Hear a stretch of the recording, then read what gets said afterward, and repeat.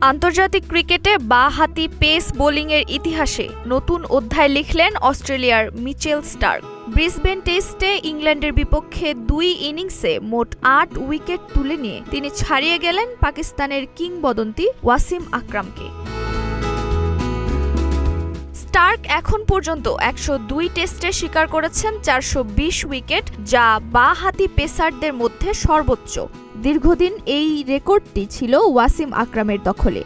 ১০৪ টেস্টে তার উইকেট সংখ্যা ছিল ৪১৪। অবশেষে সেই ইতিহাস মাইল ফলক পেরিয়ে গেলেন স্টার্ক।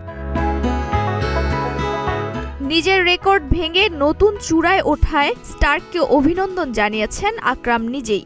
জীবন অবাক না করলে কে করবে? ২৮% মিল্ক ফ্যাটের অবাক করার সাথে ফ্রেশ মিল্ক পাউডার। জীবন অবাক করুক প্রতিদিন। তিনি বলেন, আমার উইকেট সংখ্যা ছাড়িয়ে যাওয়ার জন্য স্টার্ককে শুভেচ্ছা। সে অসাধারণ পারফরম্যান্স করেছে।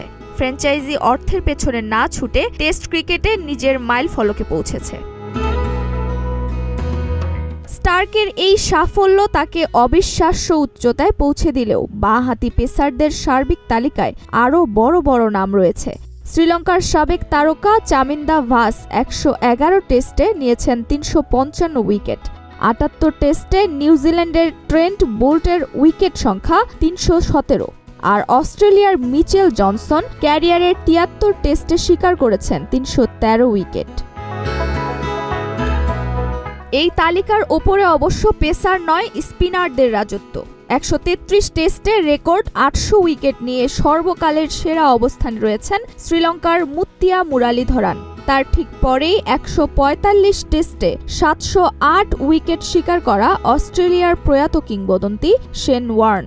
পেসারদের মধ্যে শীর্ষে আছেন ইংল্যান্ডের জেমস অ্যান্ডারসন, ১৮৮ টেস্টে ৭০৪ উইকেট।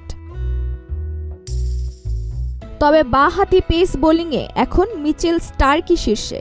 টেস্ট ফরম্যাটে ধারাবাহিকতা, গতি আর সুইংয়ের অপূর্ব সমন্বয়ে তিনি আজ ইতিহাসের নতুন পাতায় নিজের নাম লিখলেন।